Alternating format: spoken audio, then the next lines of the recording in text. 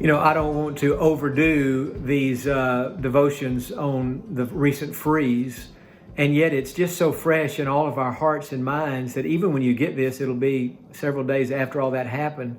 But I still think there are lessons we can learn and ways that we can grow. One of the things that I learned during the storm is how very dependent I am, just naturally, and you are too, on light and on power. And that reminds us that in our lives as Christians, Jesus Christ He is our light. He is the bright spot of all of our lives. And not only is Jesus the light, but His Word, the Bible, is the light. Psalm 119, 130, the entrance of your words gives light. And so when you're going through a hard time and you feel like you're in the dark, because you are, one of the things you need to do is to turn to the book of life, to the Bible, and to see what God would say during a time like that. For the person today who's really going through a great time of difficulty, I'm going to give you a challenge.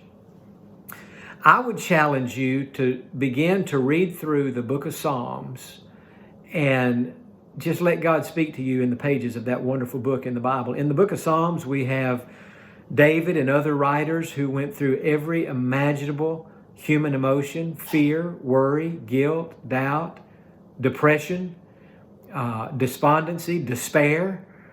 And yet in that, they turned to God.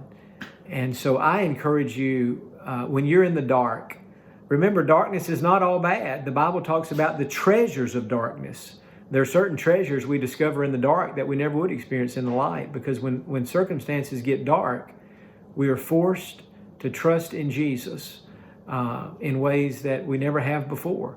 So turn to the book of Psalms. I can think of key times in my life when I've been going through a time of darkness and difficulty, that I have found the Psalms to be so very assuring and so very comforting. And it's like as I read those Psalms, I discover myself. And I think, David felt that way. David had these fears. David had these concerns, and so on. And for one thing, it encourages me. Misery loves company. It reminds me that I'm not the only one who's ever gone through something. And also, it helps me to put my faith and reaffirm my trust in God. So read through the Psalms and let the entrance of God's Word give light to the darkness that you might be facing right now. Have a good day.